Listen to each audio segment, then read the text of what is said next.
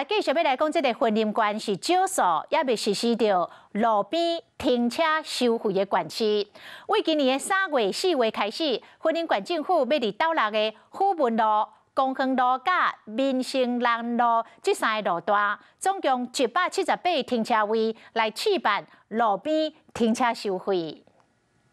为了卖互路边的停车格互人占用，婚姻管政府规划为3月开始，伫斗六市3个路段试办路边停车收费，未来将伫虎尾、斗南卖陆续的试办。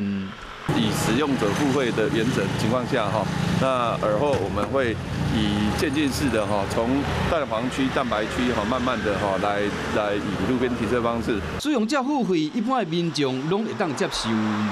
毕竟大都会的 路边停车都已经要收费了，那对于整个市容的规划，还有一些长期停在路边造成交通阻塞的问题，我相信也能够获得改善。目前斗六市有超过1000家路边停车格，因为淹过拢无收费，嘛造成车辆长期占用问题。即马开始收费了，嘛讲会使改善停车的情形。 嗨，我是庄宇杰。想要看到更多的新闻内容吗？赶快订阅华视新闻的 YouTube 频道，并且开启小铃铛，跟着宇杰一起看新闻吧。